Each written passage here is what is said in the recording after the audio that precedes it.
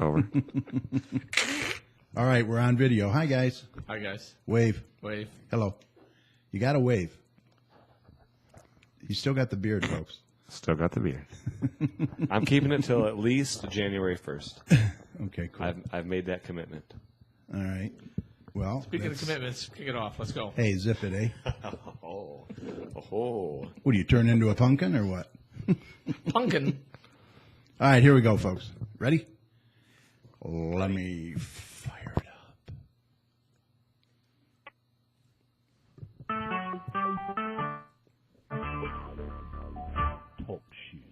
Recorded live.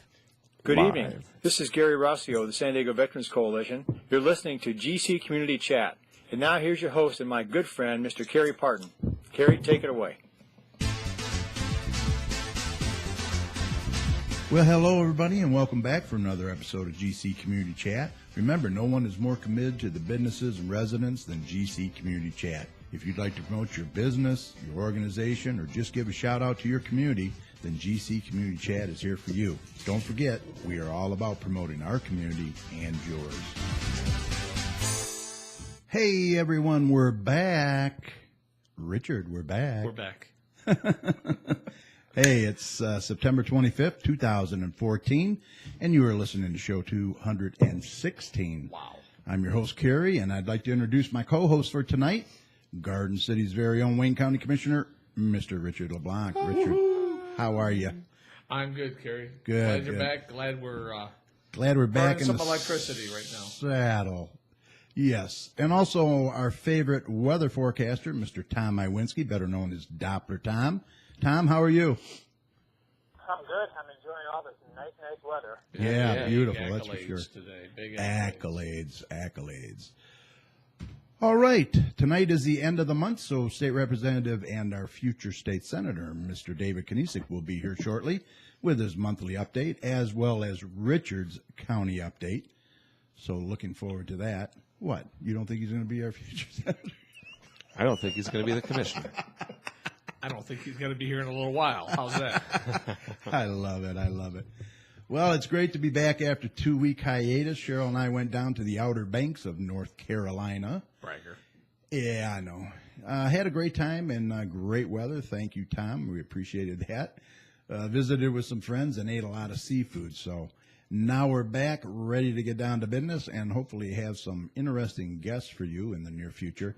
I know one guest that I'm working on, Richard, is getting Mr. Jack Kurtzetter. Oh, yeah. From the Straight Farmhouse. Sure. He's the Jack's museum's been around a long historian. time. Yep. Yep. He just celebrated his 80th birthday, and we're going to test his memory about the history of Garden City and some of real the nice. events. Huh? Yeah, some of the events that he remembers and stuff. And Richard, you had mentioned doing a show with staff from your office and maybe David's Yep. office. Yep.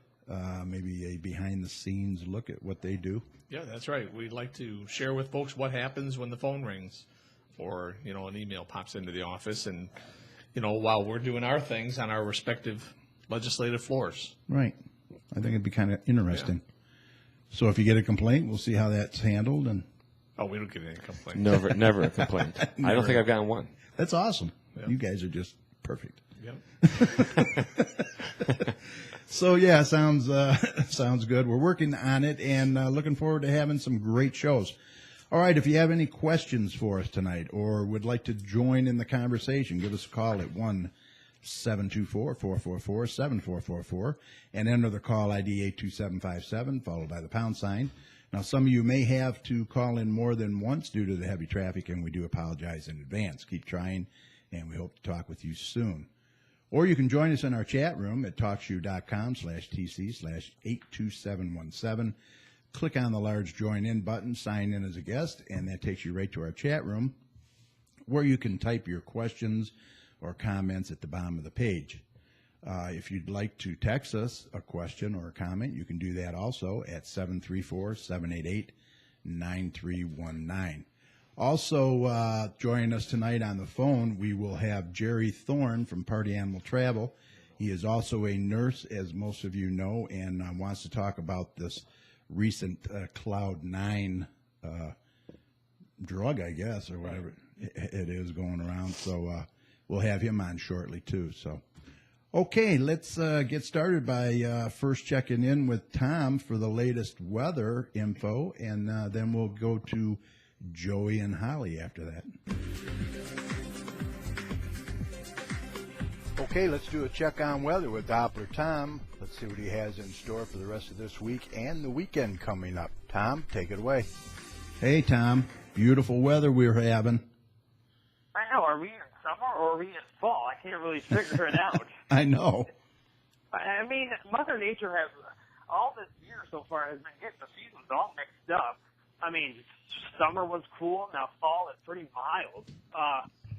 Over the last few weeks as we were up the air, we've seen some rain, we've seen some mountain rain, but we've seen a lot of dry time, and we are in a nice dry pattern right now. Temperatures all this week have been pretty mild. They started out in the 70s, low 70s, and now we're into the mid, now to the upper 70s, which is well above average for this time of year.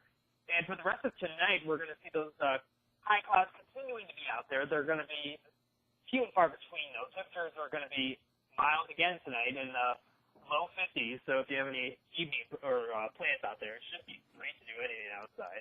And as we get into Friday, Saturday, and Sunday, a lot of sunshine, only a few afternoon and evening clouds.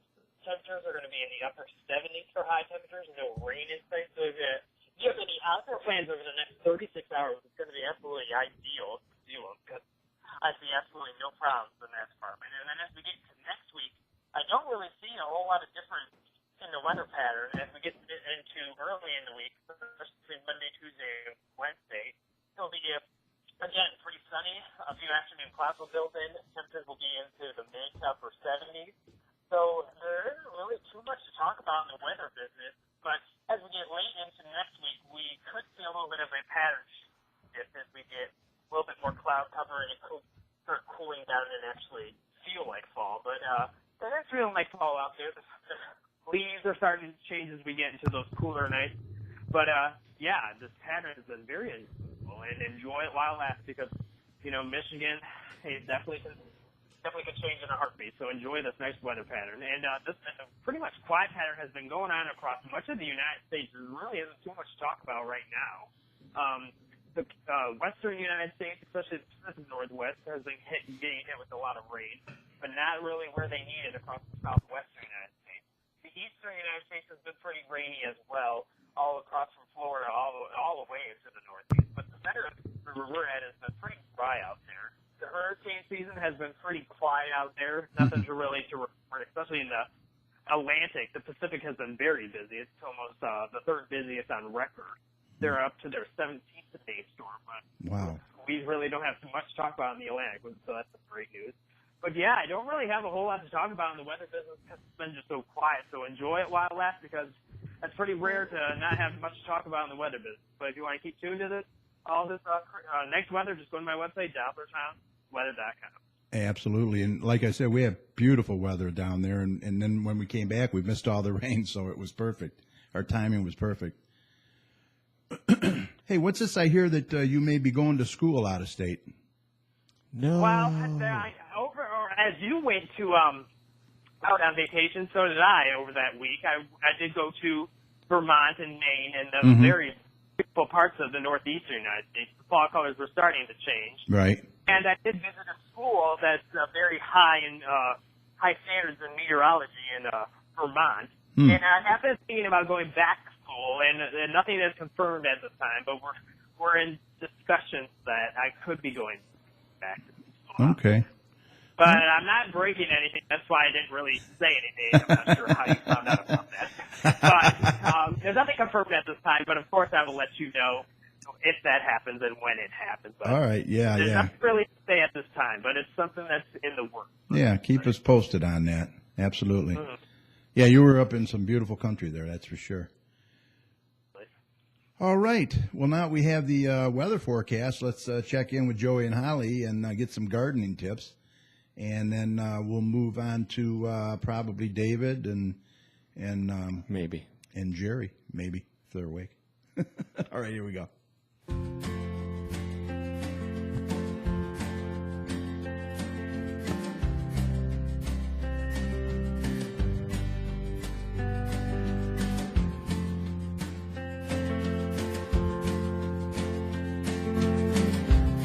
This is Gardening in 2 Minutes. Though it may be the fall, there's still time to weed. Now, you may think weeding is only a springtime or a summertime activity, but weeding in the fall is very crucial to getting a good start next spring. There are some reasons why you should weed in the fall, and these include: one is so that you can prevent having more weeds come up in the spring by having the seeds get into your soil.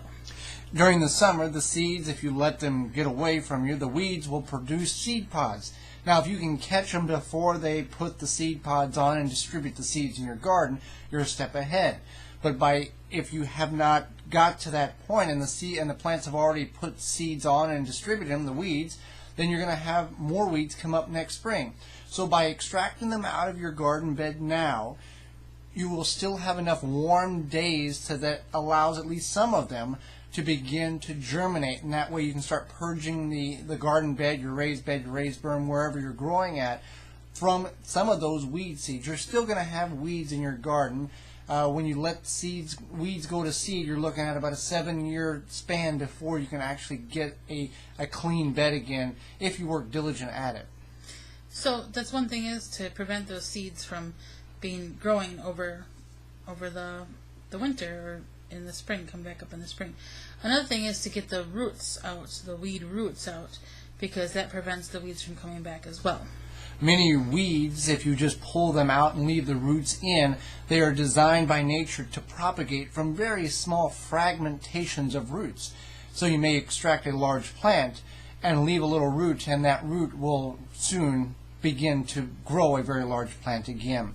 For more information regarding weeds and weeding, for our weekly video productions, as well as our free downloadable digital quarterly magazine, you can find all that information at thewisconsinvegetablegardener.com. For the health-conscious organic gardener worldwide. For Gardening in 2 Minutes, I'm Joy Baird. And I'm Holly Baird.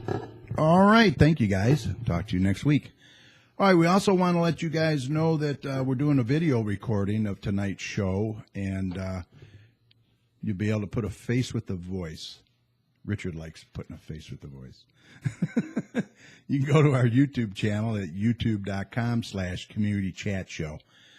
All right, let's get to it. Jerry, let's get you in here and talk about that Cloud 9. I know you had mentioned it at the Kiwanis luncheon today, and you wanted to get on Good evening, everybody. Hi. and discuss that. Quite a serious situation, isn't it? It is, and it seems to be prolifically getting worse. There's no handle on it. You know, this is kind of like the second generation of the K9, and I know a lot of people have forgot about the K9 and the synthetic medications that were being sold at the local gas stations, head shops, parties, raves, things like that. But they really haven't gone away. Matter of fact, they kind of died down for a little bit. Governor Snyder signed a bill making them illegal, and our police forces really took a valiant effort to go and police these areas, to go to these gas stations, to go to these party stores, and put the word out that it was illegal. And there was some arrests made, and things seemed to cool down a little bit. Emergency rooms got a little bit better, and inpatient admissions got a little bit better. But now it's taken a whole new twist, and it's now more prolific, I think, now than it was before. Now I hear on the news that they're actually putting it behind the counter. It's not out in the open like the K12 or whatever, K1. What was it? K1, K9. Yeah. We had K9 was the most. Yeah, and now they have to ask for it in some of these places. I don't know if that's true or not, but. Well, some places are, and here's the thing: is they're kind of sidestepping the law a little bit, because the law for the K9 products and the bath salt products still continue out there. That was signed by Snyder, and it still is out there today. But because of it getting kind of calm and not hearing a lot of our police forces and that are kind of not focusing on it. And now, instead of K9, we have Cloud 9. Yeah. That's the big one right now. Right. And we're finding kids in our emergency rooms, and thank goodness parents are bringing them into us. The let me go back just a little bit. Parents are calling the hotline and it's asking what's going on with their children. Mostly they're looking when they're looking for hotline information. That we've had a couple months ago, there was between 9 and 12 reports calling into the drug hotline about, our children are displaying this, and I think my kid got into this. Last month there was 147. Holy cow! Parents calling in. Wow. Asking about their children and their behaviors. And Canton has come forward and said that they have a problem. Westland's come forward and said that they have a problem, and they're all taking a big step to try to get a hold of it. But the knowledge part of it is what parents are missing out on right now. Yeah, the way they're ingesting this, how are they ingesting that? They're using e-cigarettes, I hear?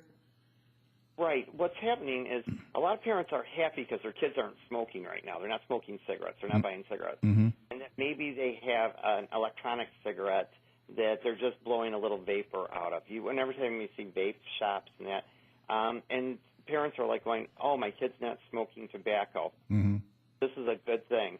But it's not a good thing. It may not be a good thing because they're putting substances that they're purchasing from head shops, from party stores that actually sit out on the counter that doesn't say bath salts or canine on it, but it says other substances, other names on it, such as Hookah Relax was a big one. Cloud 9 is another one. I can go through a whole list of them, but we don't have enough time. Wow. But they can buy them over the counter, and as long as they don't say bath salts or canine on it, and that they don't fall into the law. Yeah. So yesterday, Mark Haskell signed a law forbidding those in his territory, and now we need other people to step up in other cities to start policing, and the police going back to head shots, party stores, and making sure that the stuff isn't falling in, because a lot of it is just being sold right over the counter. So a lot of this, right now, you could buy it. a lot of these cities need to start being proactive now and nipping this in the bud and passing ordinances or something now, right, for this? Right, they do. If a tobacco shop opens up, they need to sell tobacco, but instead it's almost like a chemistry store. You'll find anywhere between 38 and 50 different types of these products. A lot of these products are coming from Istanbul, Turkey, Vietnam, and we're finding a lot of them are coming from Taiwan. Wow. Tell us what you're finding in this stuff. I mean, I was amazed at some of the chemicals in it. Okay, well, what's happening is that the kids they're going to the stores, they're buying Hookah Relaxed, or they're buying Cloud 9, or some of the other ones. The long list I could go through, but like I said, it takes too long. But what they're doing is they're putting them into electronic cigarettes, and then they're inhaling the vapor. The vapor gets into the lungs. They can have a variety of chemicals, some that the Poison Control Center can't even figure out what they are. We have no idea what they are. Oh my God. But in the children and in the kids, what happens is you start seeing a series of things. We see their heart rate going up, their pulse rate going up, sweating, jerky kind of erratic type of movements. Usually that's when parents get concerned. In girls and boys, we're seeing flushing of the face because what they're doing is they're using the electronic pipes to heat up these chemicals, and then they inhale it into their body. Kind of like, do you remember Vicks and a vaporizer? Yeah. When you were a kid? Yeah, same thing. This is the new thing. That was about 100 years ago, though. Yeah. Wow. That is crazy. Some of you are too old to understand the Vicks and the vaporizer. Exactly.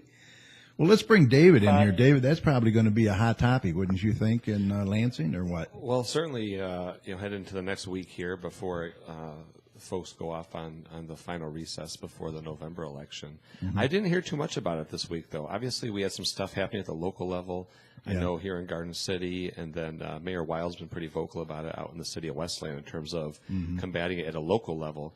But to the point that's being made, it sounds like, and I'd have to look at the statute specifically to know, but it sounds like there's certain things that are provided or protected against in the statute right now, and there's other things that because they don't have the specific word or language associated with them, they're able to sort of skirt around it. So if we need to go back and look at the legislation that had been previously passed about, I know we've been calling it K2, K3, the different stuff, and make it a little bit more broad or more of an umbrella, then, that's the right thing to do and pretty commonsensical. So, let's do it. Yeah, absolutely.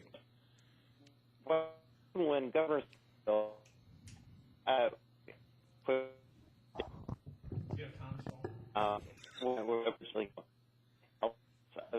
You're breaking up a little, Jerry. To contact the Board of Pharmacy and then ban the process, and it got banned. But then, like I said, it has come to the whole new thing. Now, a lot of kids are getting involved with hookah, and they're heating it up too, and they're turning it into the vaporizer process. Now, I will tell you, if you go into a lot of the stores that sell it, they will tell you, this is legal. I can sell this to you. I don't know what the product is. It's supposed to either make you very amorous. It's supposed to make you study better. It's supposed to make you lose weight. Yeah. I mean, there's about 30 things that it does. Right. So in the hospital, what we're finding out is that when the kids inhale it, it increases their blood pressure anywhere between 18 to 36 points. Wow. So it can take a blood pressure that's 120, and it can take it up to like 180 to 210 in a young person, which could cause a stroke. Wow. And you had quite a few on ventilators, didn't you? You said? In the state of Michigan, of course, a lot of the parents and a lot of people, because of the Confidentiality Acts and that, we can't go into it. But there's been some very serious events that's happened because of these medications and that. And when you think about a teenager's blood pressure going from 110 to 210, up 100 points after inhaling these substances, and that causing a stroke at maybe a 16 or 18 years old, it could be a long road back for them to get suffering a stroke at that young age. Well, bottom line, Jerry, the parents need to be aware of this. Their kids' actions. Check them out, and the kids need to wake up. Plain and simple. And the store owners that are selling it now, they are telling you there is no law, this is legal. I can sell this to you. But they hear the news and they know it's bad for them. You know what I'm saying? So they need to be held responsible too. Well, legally, some of the attorneys are saying that if your child gets sick and they've purchased it and they have a receipt, which never gets given, right, and that you purchased it from the store can be held responsible. Okay, I got you. Boy, there's so many loopholes, The company, and the company may be in Vietnam. Jeez. Yeah, and they probably move around. Yeah. So the big thing, I guess, that we're saying to in the healthcare community, and that is we have to once again we have to and really push. I know that there's a lot of laws. I know there's a lot of other big issues out there in that, but we need to go back and push to make sure that these things are taken off the shelf. Yep. That the medications and the products that are going into hookahs and into these electronic cigarettes that they're selling at 7s, 11s, and smokehouses and things like that, and that one, they don't get sold. Two, that they don't cause more damages to our children that they are. Right. And by the way, I'm talking to the parents right now. If you find that your child is using these substances and mixing them with other drugs, such as Xanax or Vicodin, they can kill your children. Jesus. They can kill them. Those two medications with these products are deadly, and they can cause death before you can get into the hospital. Wow. Yeah, that's crazy. So if you have those medications in your house, you need to get rid of them and keep them away from the e-cigarettes and that. So I know it seemed like a very big thing in the medical community. We're very concerned about it. It seemed like we had this conversation not too long ago. You know what? But with the salt, it's still there and it's still back. Wow. And a lot of cities don't want to get involved in it. A lot of government officials don't want to get involved in it. They said it's between the person who's purchasing it and the vendor. Oh wow, man, that's not good.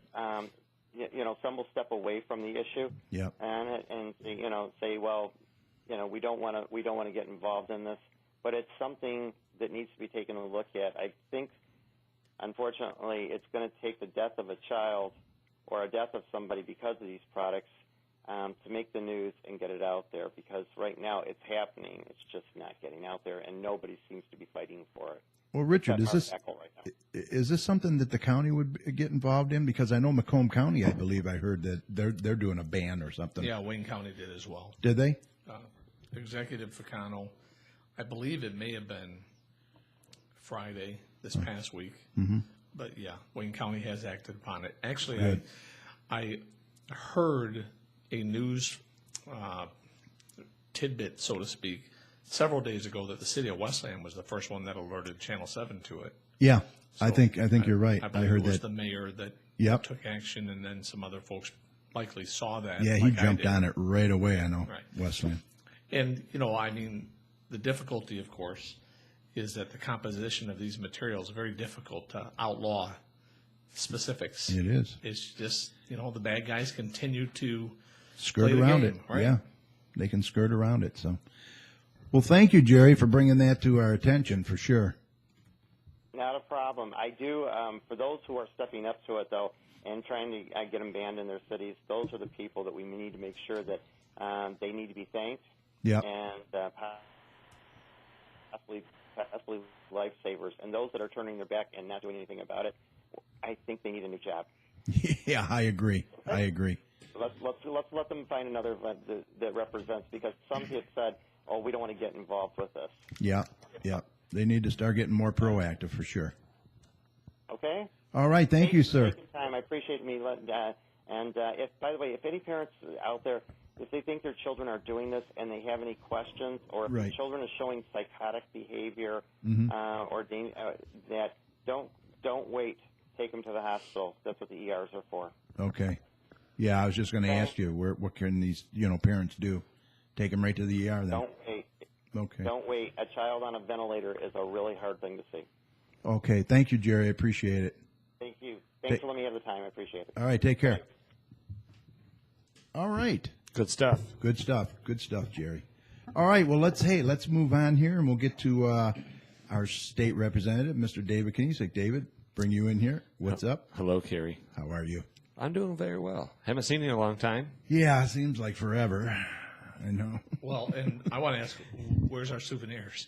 Oh, yes. Okay. You're the one that was gone. A little keychain with Knezek on it. Yeah. Yeah. Well, maybe we'll find something. I don't know. We'll see.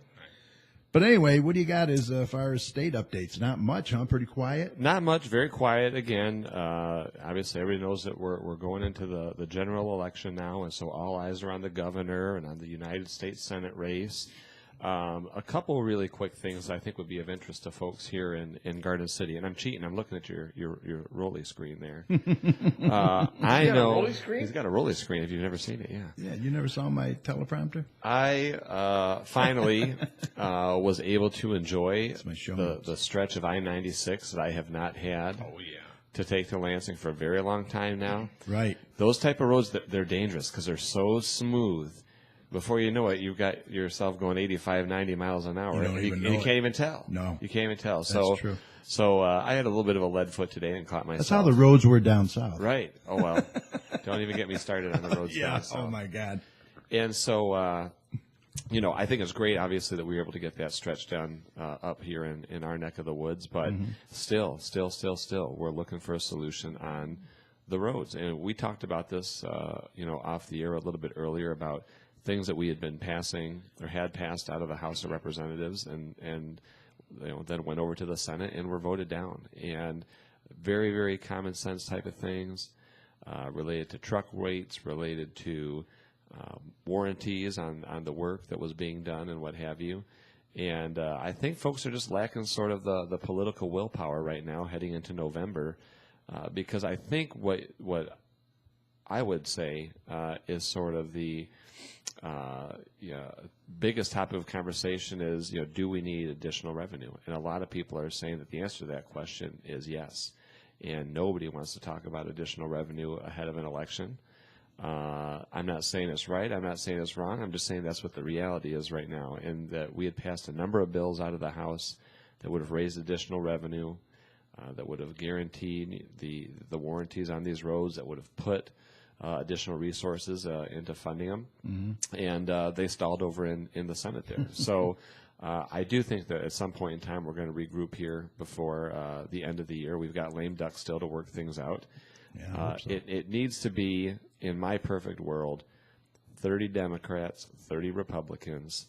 They all come together and pass it in the House. Lock them in a room, man. Pass 11, something. I mean, you could do 10 and 10, but 11 Democrats, 11 Republicans in the Senate. Yeah. Everybody goes even. Everybody bears the same, brunt of what has to happen. But at the end of the day, I mean, we know that the need is there, and the need for additional funding is there. You just have to have the political willpower and the guts to do it, really. And so, that's really where the devil is in the details, right? Yeah. What it is that we do to get to that point. The commissioner and I have talked about opposition to an increase in the sales tax. Yeah. I sat down with a small group of folks the other day, 2 Democrats, 2 Republicans, both of the Democrats, full opposition to the sales tax increase. The other 2 Republicans, it was their preferred choice of going about this. And so, there's very, very strong ideological differences about how we go about doing this. And so, to shift away from the roads a little bit, I've got a bill that's up for a hearing next week in committee in Military and Veterans Affairs. I'd authored a bill a couple months back dealing with a veterans hiring preference. We know that there's a lot of guys and gals coming back from Iraq and Afghanistan, cannot get into the jobs that they need. And again, I'm a guy who likes to give credit where credit is due. I think the legislature and the governor has done a good service to the veterans by changing some of our laws as it relates to licensing, certification processes for folks who have similar jobs in the military as what they want to do here on the civilian side. Yeah. If you were a truck driver in the military, let's cut through the red tape and be able to get you into that job here on the civilian side. No brainer. And so, that's good. We've got a lot of other businesses where maybe, if you're an infantry guy, there's really not a lot of transferable skills to stuff out here on the civilian side. Right. We got a lot of businesses who want to be able to offer a veterans hiring preference, to say we've got this number of spots open. We want to make sure we've got some jobs reserved here for the vets coming back. It's the federal government that sort of gets in the way of that for us. Under the Civil Rights Act that was passed back in the 60s, you are not allowed to give any sort of hiring preference.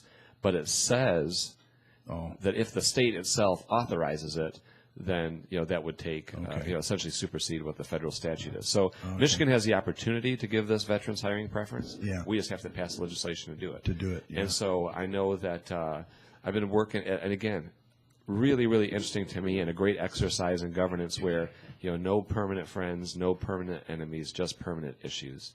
And so folks who traditionally Democrats may not have worked with, the Michigan Chamber of Commerce, and what have you, are all organizations that are in very strong support of this bill. And they've come out publicly in support of my legislation. They want to be able to do the same thing for veterans. I know you've got places like Walmart and the Chamber, and I know the retailers are working with these guys right now to try and make sure we can get as much of a groundswell of support as we can prior to heading into committee next week. So I'm excited about that, and I'm appreciative of the chairman being willing to give a hearing on my legislation.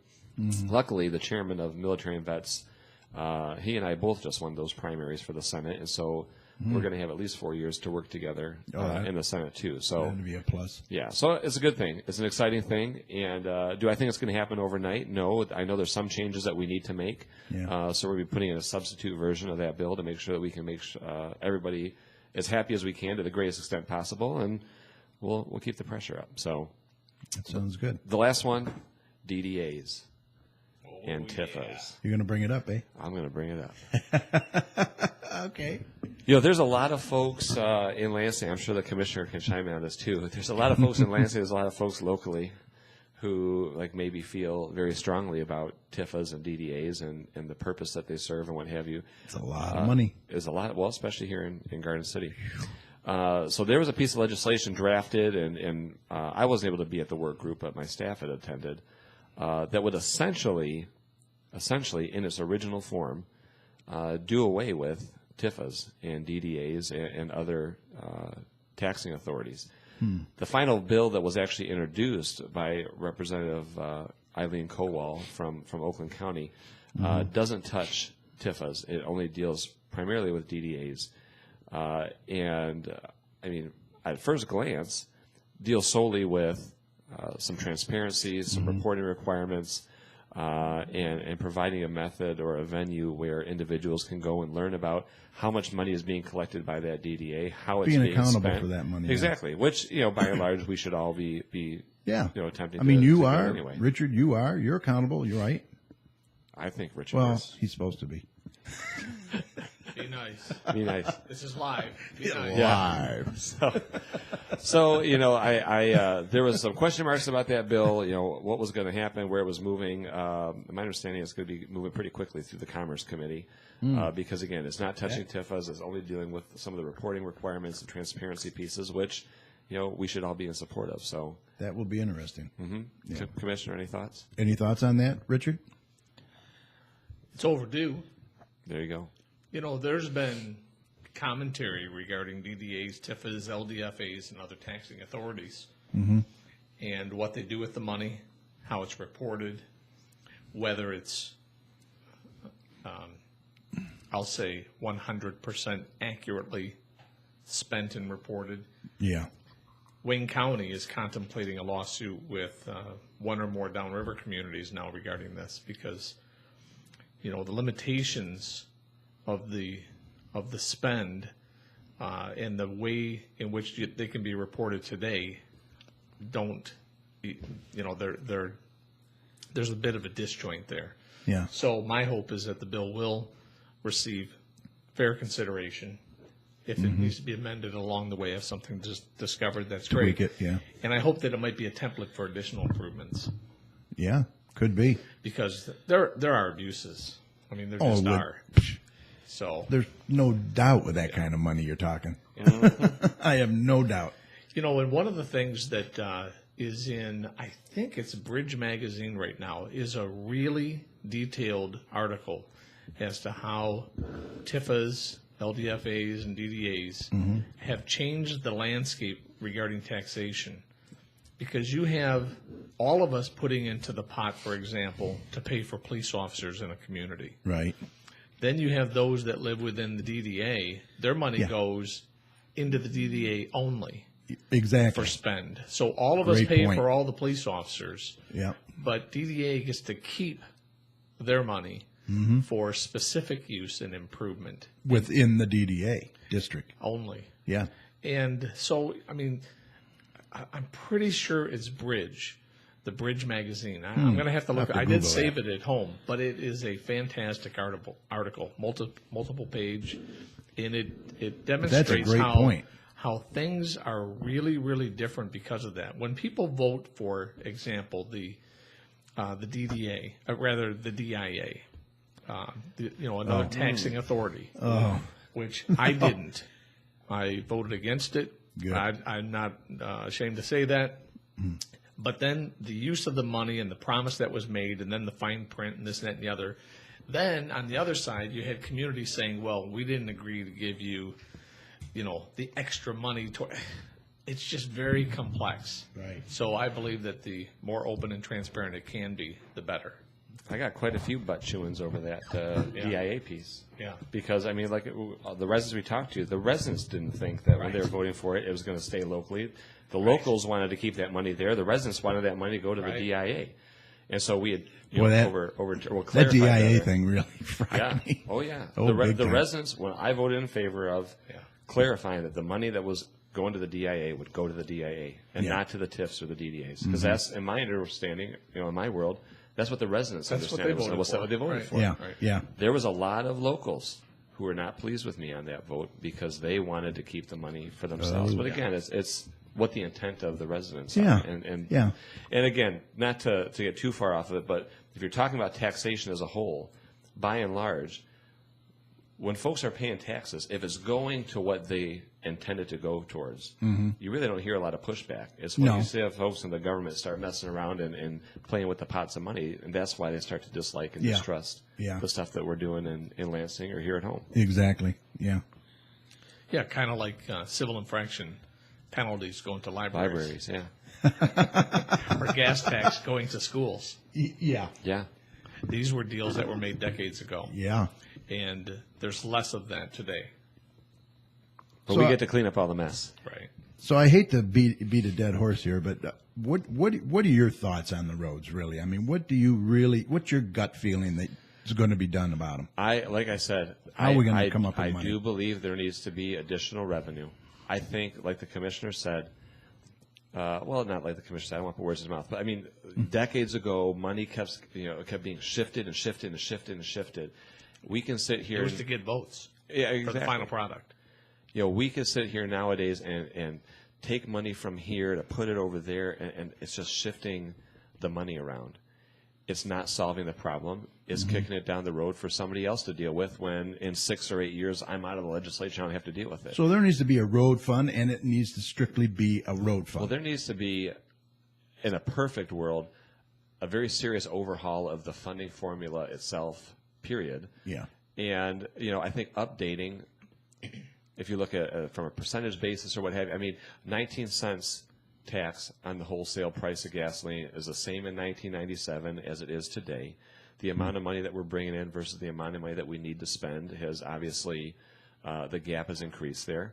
We're using less gas today than we are, but the commission and I have talked before, it's sort of a red herring to think that, okay, we'll go after the guys that do the battery cars. Hybrid. I mean, that's not going to solve the problem. It's not enough.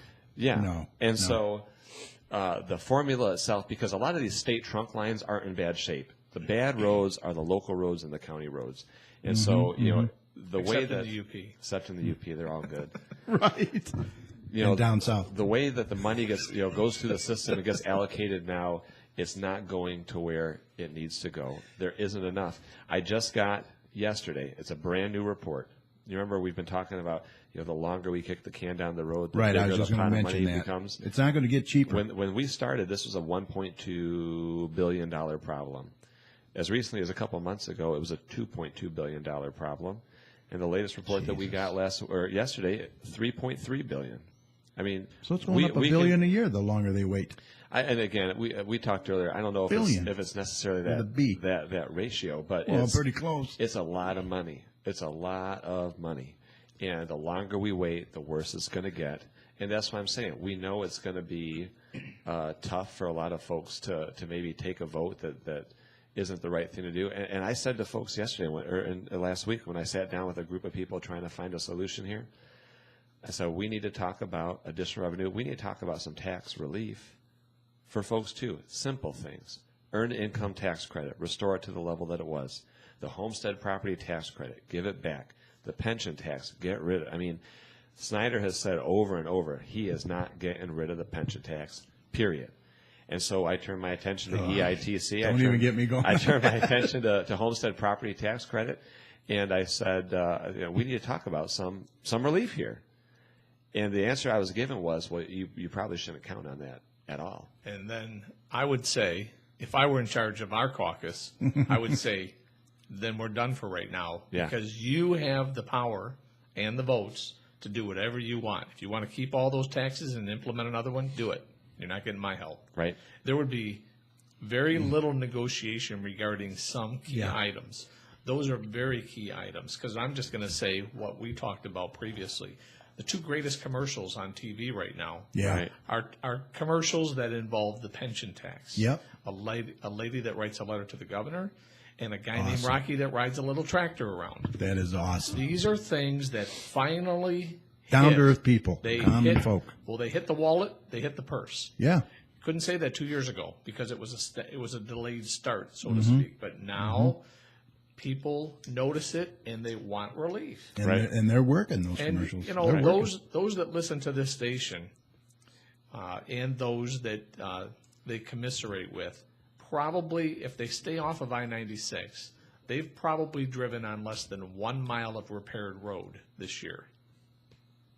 That's how few roads have been modified within Wayne County. Less than 1 mile on average. Okay, That's so pitiful. when you think about it, I mean, I'm on Cherry Hill just like you are. Yep. Every single day I'm on Cherry Hill. Terrible. Every day. Now that road got really, really bad last winter. Yep. And it got patched up a little bit. Little bit. It's really, really bad now. Yeah. Just wait. Oh, When we're This winter's here, worse. when we're here in February and March of next year on this show, yeah. we're going to talk about how incredibly bad that road Remember how we became. talked about Merriman? Yeah. Oh my God, it's going to be worse. So these roads, we're done for the season. The legislature, present company excluded, the legislature wasted an entire year already. There's no road improvement Shame on them. for this year. So we're going to now wait until next April for meaningful things to maybe begin to happen. And Yeah, maybe. It largely depends on Maybe. what happens in November. Yeah. And I'm, as I've shared on the show in the past, I'm less optimistic than some others are regarding lame duck. Well, and I think, the other thing to keep in consideration too is, from a political perspective, sort of that inside baseball perspective, we're looking at who is coming into the legislature next year. And there are a number of folks, hardcore right-wing Tea Party folks, Tax pledge people. who won these primaries, and they will come to the legislature next year, and it doesn't matter what it is. It doesn't matter what needs to be done. It doesn't matter what needs to be passed. If it involves a change to a tax or a fee, they're not voting for it. We are going to have, regardless of what the number is, a far more conservative legislature next year based upon the individuals who are coming out of these primaries and these general elections. It's going to be, even to the commissioner's point, less likely that they get some motion on these things next year. And Yeah. that's why. This is Sounds like it. exactly why lame duck this year. I'm going to assume for a moment, let's say Governor Snyder wins. If Governor Snyder wins, he has 7 weeks to get this done, because it's not going to happen next term. Not going to happen. And so he has 7 weeks to negotiate with the party that's willing to be reasonable in terms of modification to the tax structure. So they have within their power, in my opinion, the ability to say, these are the things that we need. Let's get those checked off the list, and then we'll talk about fixing the other stuff. And for people who might suggest, for example, no, don't worry about that, just fix the roads, it's bigger than that. And so this is an opportunity. Priorities. Well, it's an opportunity to fix a number of things. Nobody that I know out there is cheerleading the pension tax. Nobody I Snyder know out is. there. Yeah, he is. I heard him speak the other day, and he stands by it. And you said it's not that much money, even, is it? No. I'm Really? sorry to cut you off. Seriously? Well, it's a few $100 million Yeah, but collectively. That's not a lot of money in a budget the size of Michigan. Yeah. And the money exists, by the way, to repeal it today and not touch still anything have- that's yeah. being funded today. Yeah. That is a fact. So, but there's principle involved here too, and acknowledging a loss or a failure or having a redo or whatever you want to call it. But these, there are people out there that also earned income tax credit. That's Yeah. money that goes right back into our neighborhood stores. They receive it, they spend it. They're not building a pension with that money. no. That's No, what's so ridiculous about it. Reagan called it the best anti-poverty tool in the entire country. Reagan. And then you got the homestead credit. Yeah. These things have taken thousands of dollars out of folks' wallets, and they placed them into the rainy day fund of the state of Michigan. Not cool. Like you said, it'd be different if this money was going and being spent on X, Y, Meals on Wheels or something. That money from the pension tax is going straight into the rainy day fund. The bank. $300 million that pension tax, roughly, I'll use round numbers, $300 million that pension tax brings in. We got $500 million sitting in that rainy day fund. We could pay Is back. that how much is in there? Oh, yeah. More at this point. We could pay back every single penny that they're taking. We could completely get rid of that pension tax and still have $200 million sitting in the bank. Do I think it's a good thing that we've got the reserves sitting around? Absolutely. But Yeah. at what expense? Right, At exactly. what expense? We The could get expense this. of the seniors. Right. You've got folks not retiring today because of it. Oh, I know. And therefore, They're working you've got till young 72, people- for God's sake. You've got young people that aren't becoming employed because of this. This Yep. is so much bigger than It just is. more It's money huge. out of the You're out right. of the monthly check. You're right. So, It's big. No doubt. so I hope the Democrats stick to their guns. And you know what? There was a few Republicans that voted against it too. And I hope that they also impress upon their colleagues. Yeah, It's that would time be. to re-examine something that, it just wasn't good for the state. Absolutely. I agree. That was a good chat. I like Yeah. that. It was a good It's a good chat. Yeah, good chat. Chat. It's a Community chat. chat. Yeah, Garden City. But I wanted to mention when we were down south, I wanted all the way stations were open down there on Sunday. Oh, on a Sunday. On a Sunday. Interesting. Interesting. You know, when you talk to And different, my God, were there the trucks on the road? depending on who you talk to, you get very different responses as it relates to the impact that trucks have on the roads. You know, when the weight is spread out over different axles, and, you know, other folks, you know, a truck going over the road is equivalent to 5,000 cars, it's you know, a going over science, the road. right? You know, the one piece that we were talking about, it was Kozowski who had introduced the bill. We passed it out of the House, you know, doubling essentially the fines on, and these fines can go for the whole year. I mean, you could be an overweight truck, you could pay your $80 such and such fine, and be good for the whole rest of the year. You know, I'd like to see somebody work on an alternative to salt, though. You know, Sand. well, I know they use a mixture of sand and salt. I know in several states and even up north, I believe, in some areas. We have different environmental issues here. Yeah, Some of there those was a common chemical or issues. something that you could spray on before or something, wasn't it? Yeah, a slurry. Yeah, is that there's different mixtures environmental that are- then, or well, I there's mean- different mixtures that are, you know, Like a- occasionally tried. Like beets, for example, is one that's used. They make a slurry out of beets, and within a certain temperature range, it works, and it has different properties as regards its effect on It's like ice. a pre-treatment or something. But money, it's all about money, and you Well, know, we have to salt's treat money. roads- They run out of salt. I mean, But salt's relatively cheap, Yeah, it even though is. it doubled this year. The price of salt doubled yeah. in 2014 Yeah. for the 14-15 season. Doubled. Wow. So our communities are going to feel that. Big time You pinch. know, a ton of salt was like $35. Now it's $75. But it does kill the roads, though. It does. It hurts the roads bad. And then what were we talking about earlier about holding the contractors responsible for guaranteeing The warranty piece. Yeah, you said that was voted down or something. Yeah, we passed it out of the House. You know, if you're building me a road that's Jesus. supposed to last 25 years and 5 years down the road it's crap, you're on the hook. Not the residents. You gave me a bad product. And you passed it, but they We passed out of the House, and the Senate passed it or voted it down. Voted it down.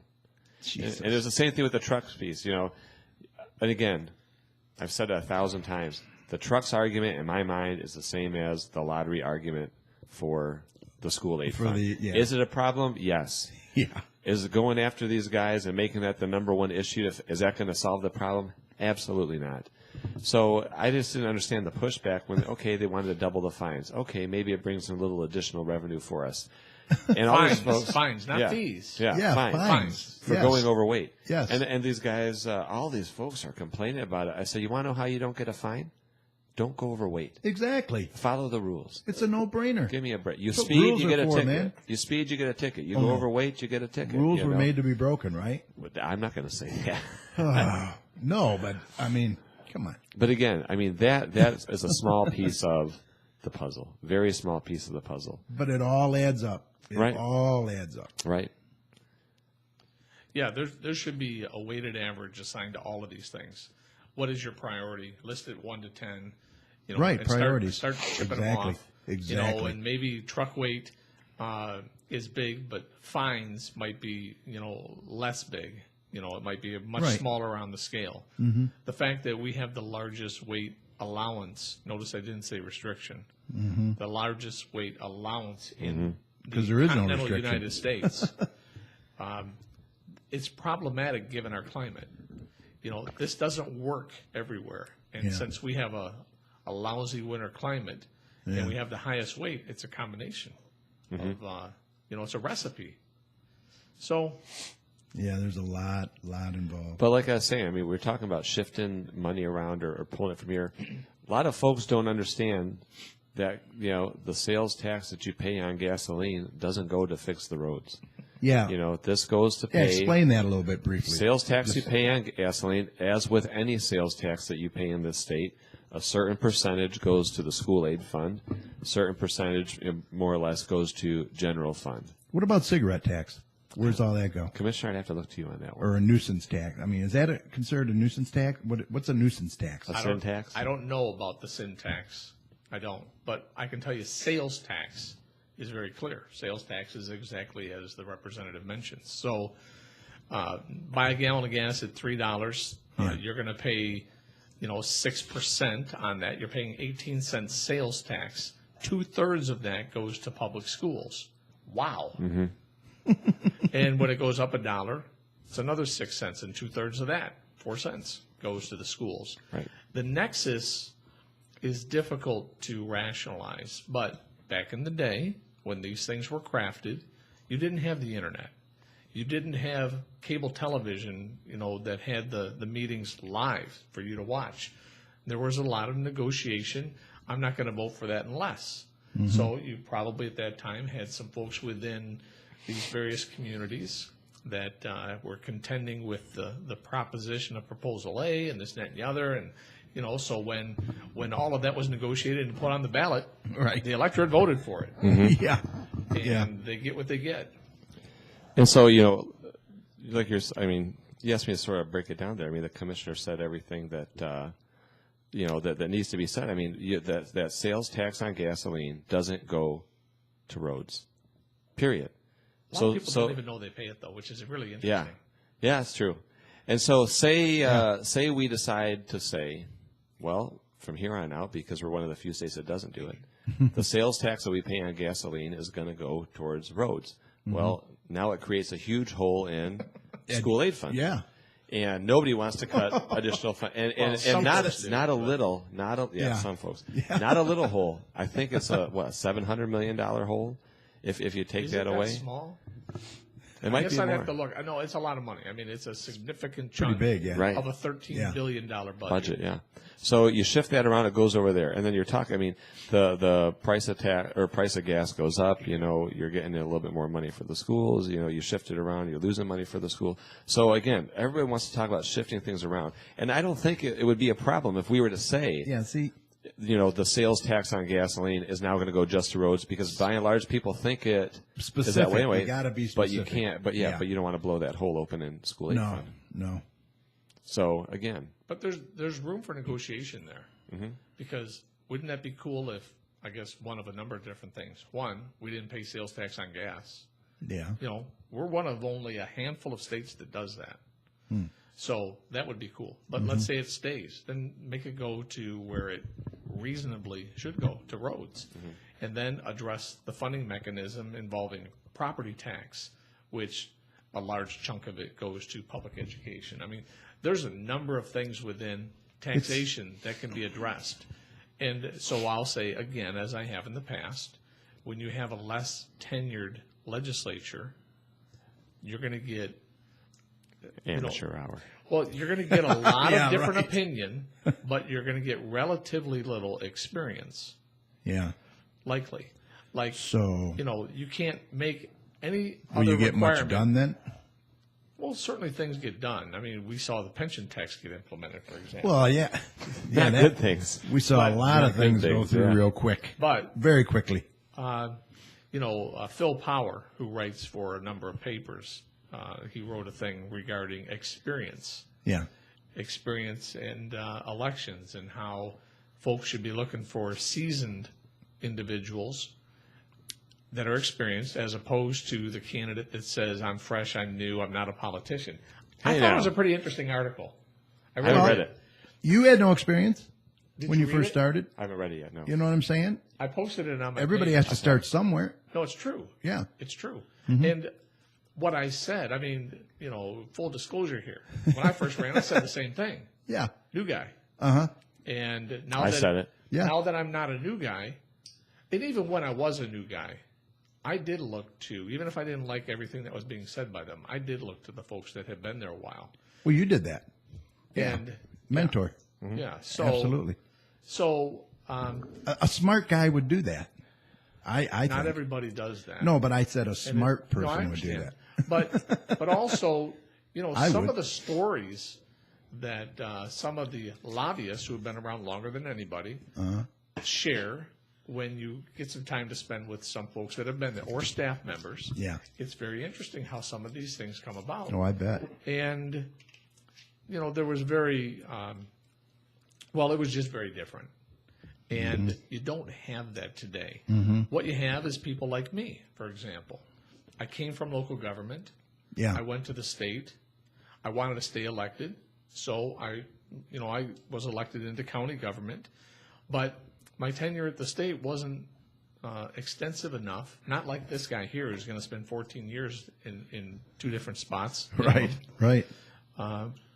But it's not enough to really build the relationships with others to get in the corner and say, look, what's it going to take? And I'm not talking about deal giving. What's going to take for me to impress upon you how necessary it is to adjust our weight limits, for example. that is the thing, staying in one spot long enough to, like you said, get that. Well, it's the relationship. Relationship. I mean, really, you right, wrong, or indifferent. When they wanted to get rid of those terms, and again, it's the term limits conversation now. Yeah.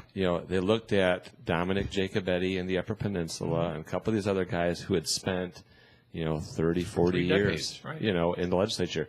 But those guys knew where the skeletons were buried. They knew what made government run, and they weren't reliant on special interests to tell them what to do or how things work, because they knew. Yeah. They'd been around long enough. Yeah. Nowadays you get, and I appreciate you pointing out, for as young and aggressive I like to be and how much I think I know that it's important to know what you don't know. And, Right, and exactly. to try and ask It others. is. It And is. so, a lot of people don't take that approach nowadays. They feel like they were sent there by the folks and they know best and they're not going to ask anybody else.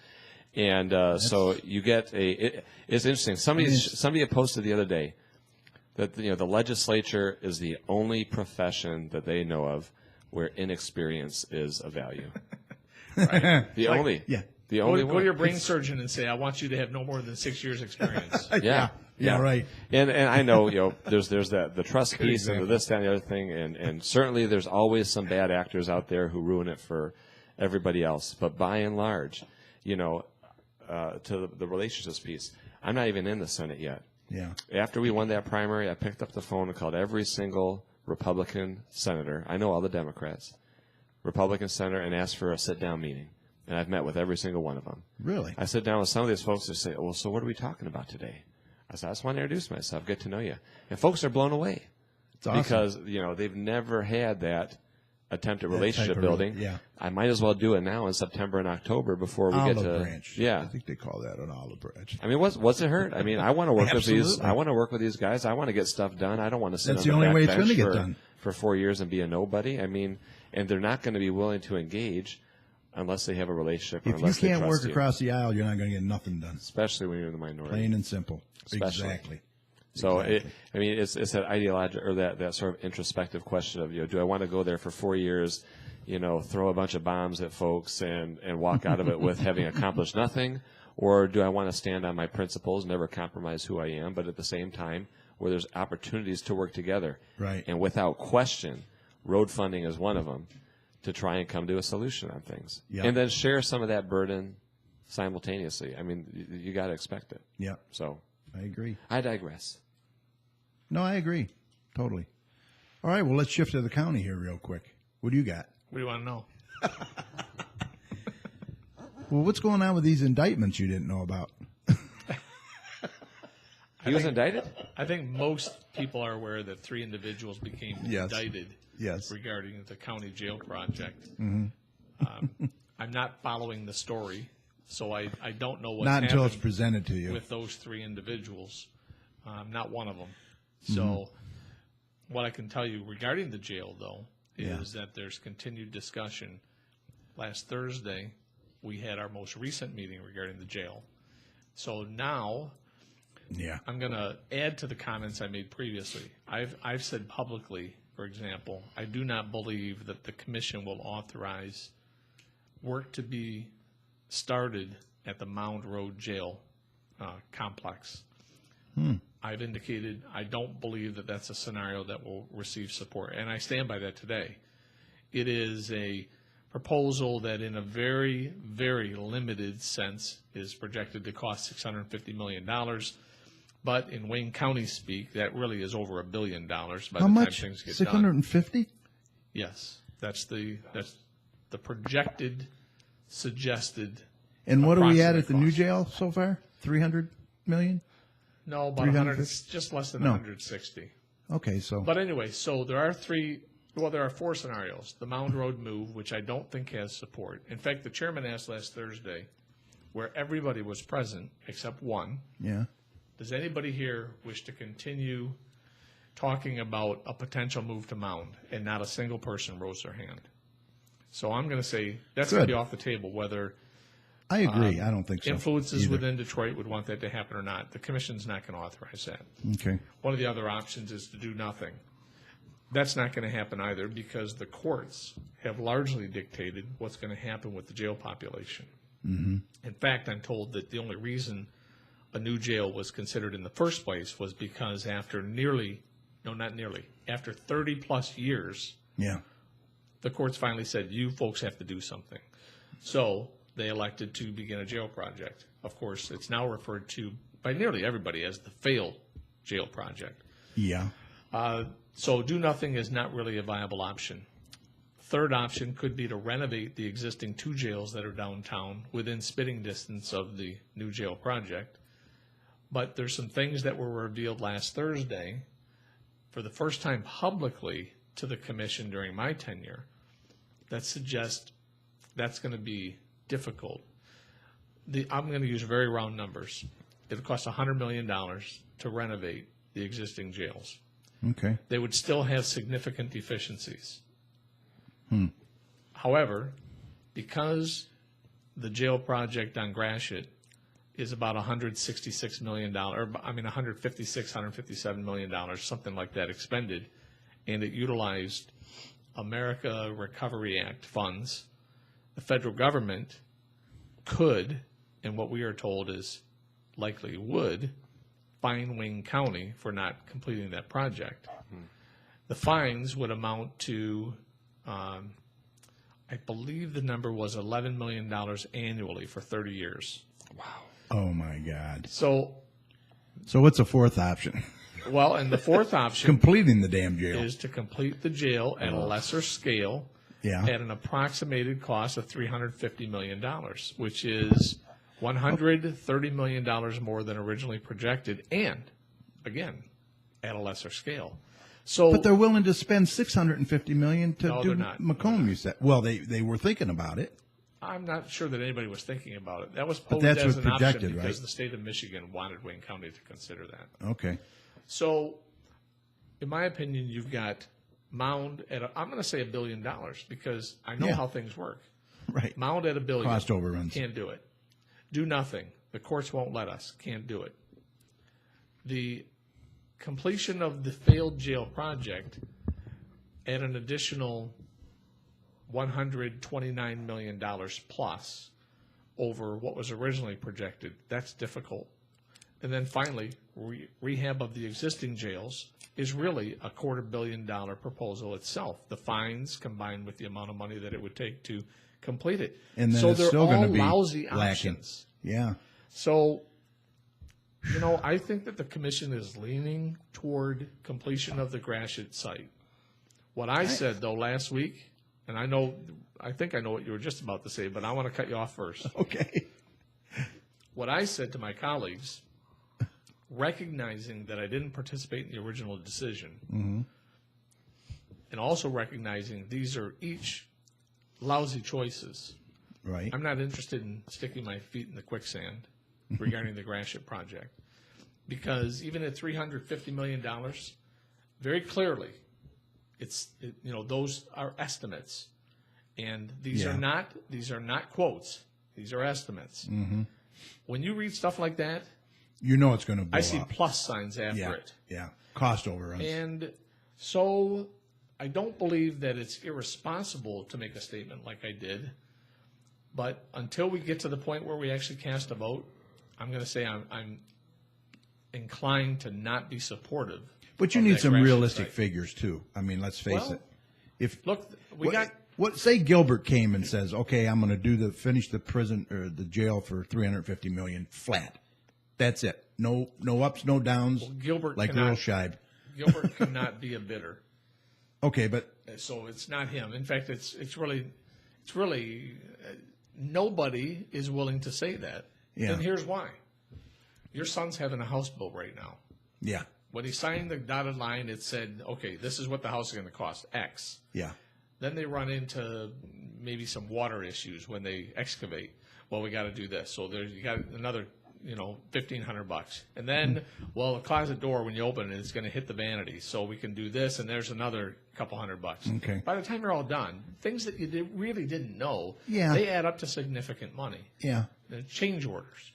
So Yeah. I don't have confidence in those that administrated, worked on, completed, were responsible for, fill in the blank. Everything but the working man, I don't have confidence in him regarding that project. The working guy just, the boss or the supervisor, the foreman said, go do that, and they did it. But somebody higher up is responsible for that being a debacle. Oh, I know. And well, they think they got 3 of them indicted, but I think it's going to take a lot more than that. Yeah, It's, there's a lot to be learned, but I'm gonna cap it off with one final thing. Okay. The reason those indictments came about was the result of the findings from a one-man grand jury. Mm-hmm. The findings are included in a document that we were told will be sealed for 6 years. So the facts surrounding whatever it was that led to the indictment, certain things will be redacted and not shared publicly for a minimum of 6 years by law. By law. What the hell? So the audit regarding all of this is going to be sealed for 6 years. So we're not going to know. And in 6 years, something will have happened. Yeah, the jail will be done or whatever. Yeah. But when this all began, not only were they complying with items from the court, it was also proposed to save $21 million annually through consolidation and efficiencies. Yeah. That's out the window. There are no savings. It is an enormous cluster. How on much the back of the taxpayer? How much completion is that jail? How far are they completed on it? Too far. Well, that's probably a good statement. Too far to undo it, Yeah. and not far enough to finish it. So I don't know, but but by looking at it, there's a lot of progress there. Mm-hmm. And they were adding more cells, right? I mean, that's the whole thing. The jail overcrowding, they need more cells, right? Not really. No? There were some that were going to be added, but not even at completion. It wasn't going to address the total number of people that are both. So what's the reason the incarcerated courts? and untethered. Why the courts want something? Well, I'll give you one example. The buildings date back a century. Okay. And there's Just plain a number, old. There's a number of environmental and I'll call them health-related matters that haven't been addressed. And the America with Technology Disabilities and all that. Act is it's a couple decades old, but it's relatively new as compared to that building. Yeah, right. So there's just a host of reasons, including staffing and a number of things. So certain floors are just closed right down, and Wow. it's just a big issue. So stay tuned. I'm going to predict that we will have that resolved, the decision as to how to proceed within the next month, before the election. That's my guess. And something out of those 4 choices you named will be done? Yes. Okay. Yep. It's realistically boiling down. What are you leaning towards, or don't you know yet? Well, my preference at this point, since being presented with all challenging options, my preference would still be to consider complete rehabilitation of the existing jail facilities Bring it up to date. and address the tax matters with the federal government separately. Yeah. Because that's not a foregone conclusion. It's simply something that they say is a risk. And I agree that it is a risk. But I mean, but the jail to move to the Gratiot Road jail site in a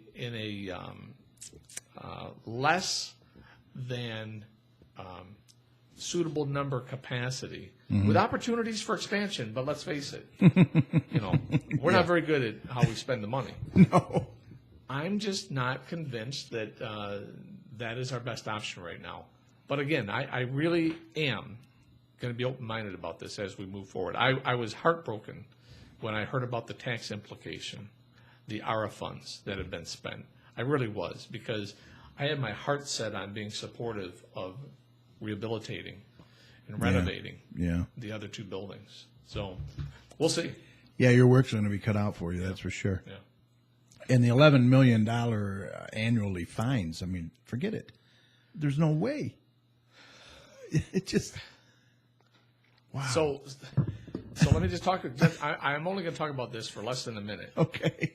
There's that, or we have to identify and secure at least a minimum of $150 million additional bond revenue to complete the current jail. I mean, none of these proposals are easy. No. Wow. Yeah. So you got the road issues. He's got the jail issues.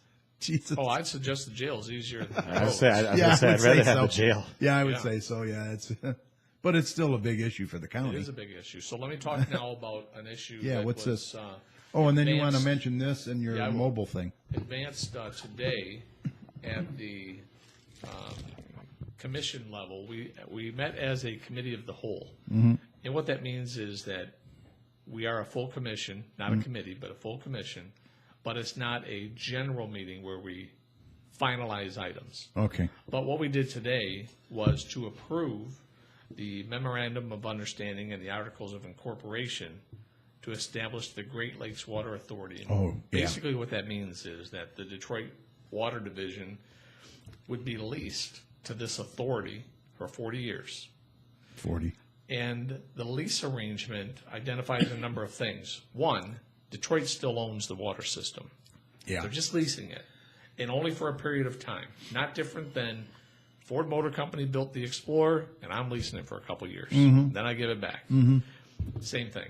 Okay. What happens, though, is that during each of those years, there is a $50 million cost to the customers. The $50 million will be paid through rates. The $50 million that's identified, that $50 million of the rates will be plowed back into the system. That is so huge and enormous, it's unbelievable, seriously. So there are some things about the proposal that are not so great. There are some things that are really great, and then there's just other stuff. But the ability to require infrastructure improvement, these monies will only be spent to improve the system, is pretty big, because right now Detroit, they receive their money, they spend some money on improving the system, Right. and then they also plow a whole bunch of it back into the city, into the general fund, to spend on whatever they want to in the city. It's their system. They can do what they want. Yeah. This requires the money to be spent internally, which is a big thing. Secondly, for the first 10 years of a 40-year agreement, the authority has agreed to limit its water charges to the customers, which are the counties and the municipalities within them. And Garden City would be They'd be a customer, up for the county. essentially. yeah. The county is doing this on their behalf. Right. That's what I meant. But the cost increases would be limited to 4% per year for 10 years. That's pretty big. Yeah, that is. We've just this past year, rates went up about 8%. Yeah, that is just big. by way of example. Yeah. So they've identified that and agreed no more than 4% per year for the first 10 years. They're also establishing a fund, and it's called the WRAP, but it's, let's see, the water, darn it. Well, it's a fund that would help those that can't afford to pay for water to pay for it. So it comes out of everybody's funding. The amount of money that's in it, and it's very similar to DTE has the thaw account. Yep. It's You're right. premised on the same model. Okay. And so, we pay for that. We pay yeah. so that others who can't afford heat get heat. Yeah. So we're paying for water so that identifiable and verified interests who can't pay for water, $4.5 million annually. That's pretty big. Yeah, that is. Because now the system is going to be all of ours, and the system wants to be flush. I mean, we do. We want it Yeah. to be sustainable. Right. Right now, there's two different interests that populate a fund that does that, and the total amount of money is $300,000 annually. This is going to be $4.5 million.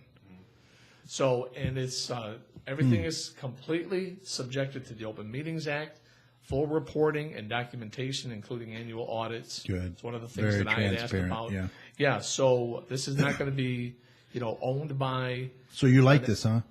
Well, I think that it's good for us. Yeah. And I say that because one of the bigger things is that we'll finally have representation. Yeah, that is big. Today, Detroit Water, Detroit representation. Yeah, we didn't have a say. Tomorrow, there's going to be 6 members of this board, and it's comprised of 1 each from the counties who participate, Wayne, Oakland, and Macomb. The governor gets a seat. Do you know in the who's city of representing the Detroit. county or no? Well, it's not done yet. Oh, okay. It'll happen within 30 days of October Okay. 11th. And then the city of Detroit gets 2 seats. The interesting thing about this is that the really, really That is big it. things, then they are enumerated, but the significant votes that they have to take and make changes require a supermajority. They require 5 of 6 votes to get it done. So you're not going to see anybody bowling anybody else over. Pretty significant. Yeah, it is. So the commission voted today on behalf of Wayne County. The vote today was 12-1 with 2 absent in favor. When it goes before us next Thursday, There's actually one against. a Detroit commissioner, Martha Scott, was against it. Martha Wow. G. Scott was against it. But others were supportive of it. In fact, I'd say highly so. There was a lot of deliberation over the past 2 weeks on this. Yeah. And I think that the executive team did a good job, did a very good job. I think Mayor Duggan did a great job. I think that, we'll see what happens because I'm sure there's going to be some bugs that got to be worked out and tweaked here and there, maybe. but Maybe it's not. going to happen. And here's the deal now. I'm going to say with confidence Wayne County will approve it. I'm going to say with confidence the city of Detroit will approve it. So now what you need is the city and 1 county to establish the authority. The authority will be established. If Oakland and Macomb County, for example, wish to join, they have this opportunity until the end of next week. Oh, Al Brooks, is he thrilled about? Yes, he's Okay. supportive of it. I thought he was. However, Executive Hackle is not. But if your county is not a On board. participant, if they're not a member, then they'll become a customer. There is then no limit as to the amount of annual charge. There is no representation that you get to select. The Well, that's governor will kinda the select it hook, for man. you. Yeah. It's a pretty big deal. It is. That's a big deal. And I just think that when you look at all of it, Detroit was respected in that it's still theirs. Communities were respected in that they have county representation. The rates not being able to increase for the first 10 years beyond 4% is pretty big. One thing, though, that's very notable about this, we'll use Garden City. We're sitting in Garden City right now. Garden City's rate from the authority will not increase beyond 4.0%. However, the city of Garden City will decide what rate to charge its customers, which are businesses and residents within the city. Yeah. They may say, we'll pass along the same increase. They may say, we'll charge half of that because we've got a balance. They may say, They're we're right. going to charge 75%. It's up to them. Yeah. So watch. Going to be interesting. Very interesting. One of the points that was made today by one of the Detroit commissioners was people have been up in arms for years. They say, my rates went up 10%. Yeah. And in fact, Detroit only increased their rates 8%. But communities can charge whatever they want. Oh. So it'll be interesting to see whether this influences behavior. A lot of cities would be held accountable. You can bet your butt on Well, that. we'll see. If they, We'll see. Yeah. I mean, so did any of the communities have a say in this as far as, or no? I mean, Individual communities? yeah. I mean, how I did, can't speak to that. I'm inclined to say no, but I so don't this know. was just something that, Well, the only reason this came about, to be very, very forthright, is because of bankruptcy. okay. There are people in the that's right. suburbs who have wanted this forever. Yeah. Would they have drafted this exact document? No. Yeah. Would they have made it better for suburbs? Yes. Mm-hmm. Could they do it on their own? No. It belongs to Detroit. Yeah. The only reason this came about was through the bankruptcy. Yeah, that's true. Yeah. And so I think that it was one of those situations that are very difficult. And it just turns out that this, in my opinion, is better for customers, better for communities. Yeah, it sounds like it. I think it's I think it's going to really, be really something. It's a big deal, yeah. Yep. Interesting. 40% of Michigan's population gets their water. 40%? Yeah. Wow. Yep. Very interesting. There you go. All right. I'm out of breath. So I think we're all up to date. All right, let's move on. Anything else? Negative. Okay. I did want to talk about the GC Business Alliance. We have a brand new website. You can find it at www.gardencitybusinessalliance.com, or you can go to www.gcbiz48135.org. I'm sorry, the first one's .org too, so they're both .org. The next meeting will be an evening meeting, 6 p.m., October 3rd at Party Animal Travel, 6561 Middlebelt Road in Garden City. And then the November meeting, starting in November, we're going to be doing it at the Grand Parlor at the Straight Farmhouse at 6221 Merriman Road in Garden City. And the times for those will be announced. If these times or venues change, we will notify you guys, so don't worry. We are welcoming new members. Contact us through the website or just show up at our meetings with plenty of business cards. And you can join that way. So there you go. What's the matter, Richard? None. Everything good? Just looking for notes. I got 2 more things to mention when you're all done. Oh, okay, that's right. Let me see. I want to mention Straight Farmhouse. Oh, I have to mention this. This is their big deal for October. They are having the skeletons on review. This year's exhibit opens October 1st and runs until October 29th. Members only night will be Saturday, October 4th, 7 p.m. Members are welcome to bring a guest. Again, this year, businesses, individuals, and families will have the opportunity to be a sponsor of this exhibit for only $25. This year's theme is Then and Now. Let's see, our skeleton friends will help us take a look back at 1933, the year Garden City officially became a city. 1933 was also the year Prohibition ended in the United States. Some of the skeletons just might be celebrating the passing of the 21st Amendment. We will take a look at a few ways life has changed in the past 81 years. Don't worry if you can't stop by during regular museum hours, Wednesday and Saturday from noon to 3. We plan on opening the museum 3 separate weeknights, October 22nd, 28th, and 29th, from 6:30 to 8:30 p.m., or you can call Kim or Jerry Marquette at 734-522-1226 to schedule an evening visit. This event is all free, by the way, so it's fun for the family, friends, and neighbors. They hope to see you there. So I had to mention that. Also, I wanted to mention Garden City United Methodist Church,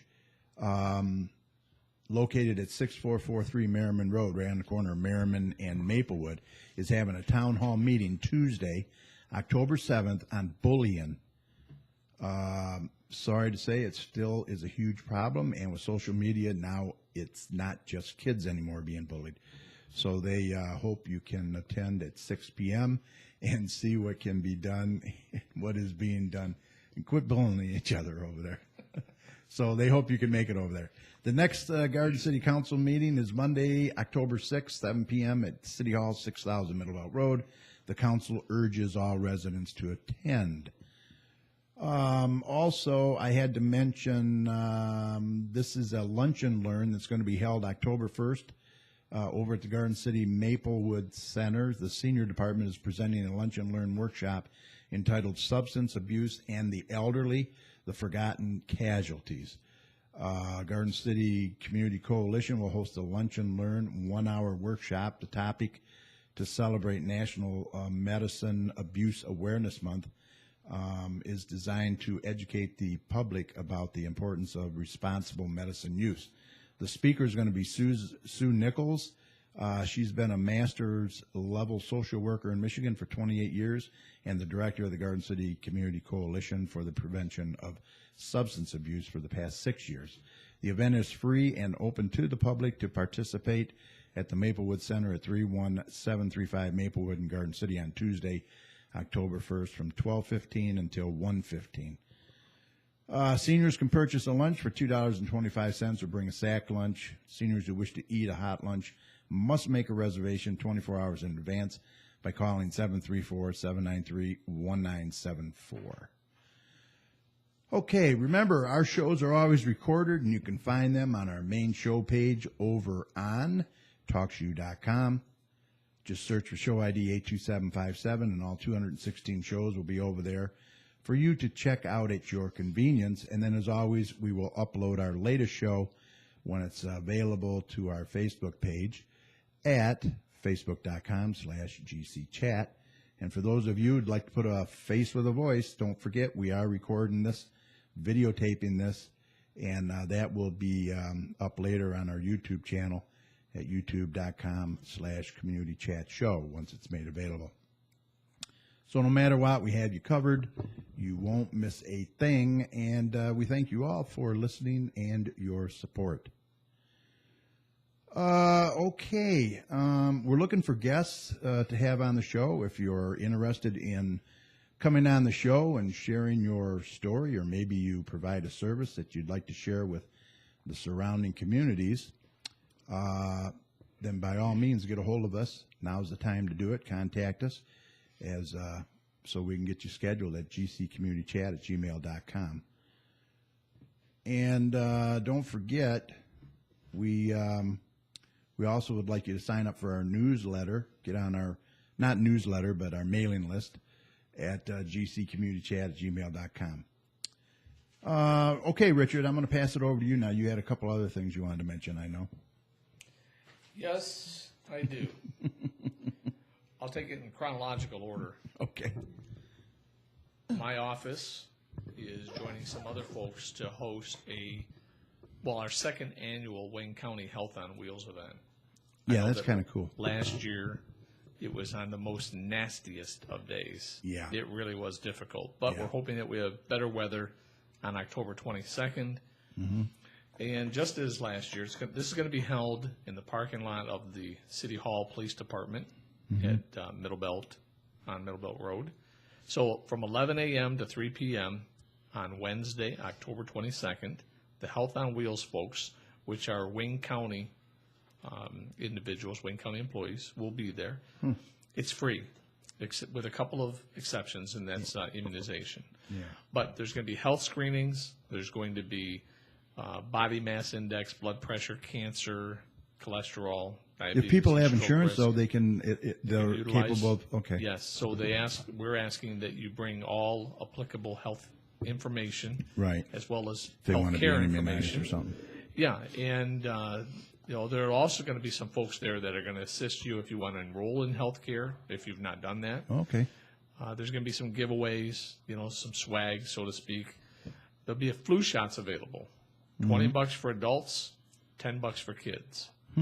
If you have insurance, maybe it'll cover it, but that's something that you'll have to figure out. Pneumonia shots are going to be there for $80 cash Okay. only. Yeah, I already have mine. Medicaid, Medicare are going to be accepted.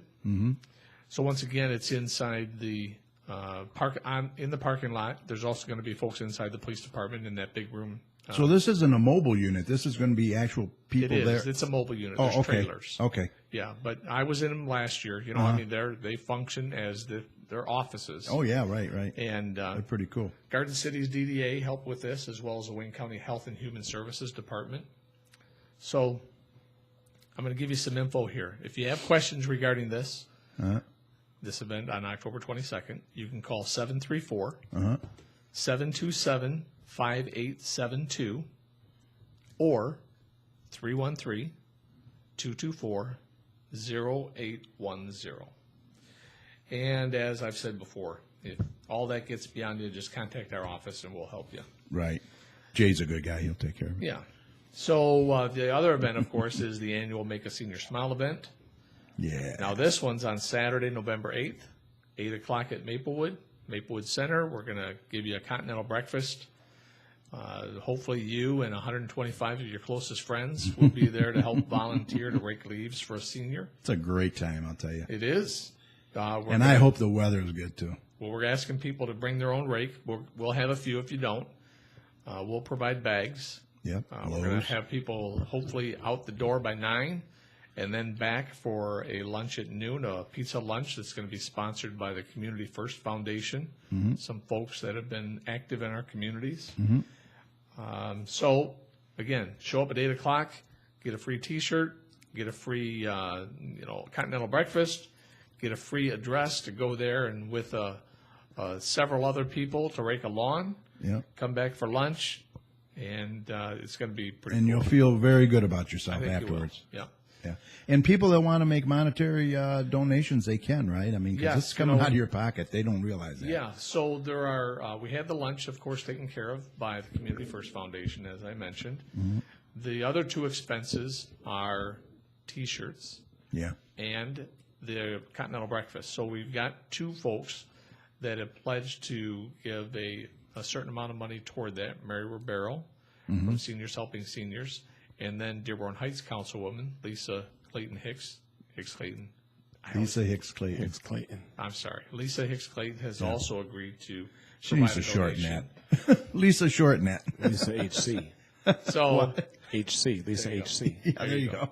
I'll have to remember that. So they've agreed to help sponsor the breakfast, and we don't have a bank account, so we're not keeping any money for anything. If there's money left over, if you choose to make a donation, we'll give it back to you. And that's the only things that we're paying for. So, You have somebody printing the shirts and all that? yeah, we have a already? Garden City business that's Good. giving us a great Awesome. deal on the shirts, and I'm wearing one right now. Keep it local. Keep it local to the Love extent it. that we can. Yep. And we're looking. Jay's going to be making some phone calls for the office from the office to figure out local pizzeria. We want to do business in this town or the one next to it. And Yep. yeah, so everything will be good. We're just hoping for good weather. Yeah, I boy, asked if it- folks to email or call my office if you want to volunteer. So call 313-224-8855 or email me at district12@waynecounty.com, and that's district12@waynecounty.com. And your name's in the phone book. Yeah, my name's been in the phone book for 35 years. Long too, so, time. Yeah. Yeah. Yeah, it's a fun time. I know we did it last year. The weather was fabulous last year. David, I don't know, I think Pat Squires pulled your load quite a bit. I was raking leaves with Pat Squires and her grandkids the entire day. They definitely outdid you, but you put up a good effort. I tried. That was a good time. It was. So, we promised to limit the political introductions to less than 5 minutes. Yeah. But we do hope to have our local elected Dignitaries, leaders right? there, Yeah, yeah. so that we can offer them recognition. Yeah, we'll Members see. of the school board, the city, maybe there'll be some county folks there. I really don't know. Yeah. I know that Westland Councilman Kevin Coleman has said that he wants to join. Oh, So okay. that's gonna be Okay, interesting, yeah. good. We need that young, That's strapping right. That's guys like exactly that, right. like him and So David. invitations will go out to all of the electeds that I serve in the 3 communities, and All right, sounds fabulous. There was something else I was going to say, but I can't remember. I don't know. I'll have to save it for next week. Next week. All right, well, I think we're ready to call this a podcast. Podcast. Live. I want to thank everyone that participated in tonight's show. Special thanks to State Representative David Knezek. And to my co-hosts, Richard LeBlanc and Dr. Tom Iwinski. And also Joy and Holly with your gardening tips. And thanks to everyone who hung out in the chat room with us. We appreciate your support every week. Remember, for the latest weather, go to DopplerTomsWeather.com. Also, if you have a show idea or a guest you'd like us to try and get on, just send us an email right now at gccommunitychat@gmail.com, and we'll do our best to provide that for you. Don't forget to join our mailing list, also at gccommunitychat@gmail.com. So we hope you all enjoyed tonight's show. Remember, the success of a community depends on the community, so please support your local businesses. And also, if you see something, say something. Look out for one another out there. And if you haven't watched us on our YouTube channel yet, you can find that at youtube.com/communitychatshow. Don't forget to subscribe while you're there. That way you'll be notified when we have posted a new show. So on behalf of Richard and Tom, this is Carrie. Thanks for listening, and we will see you next week. Take care. good night.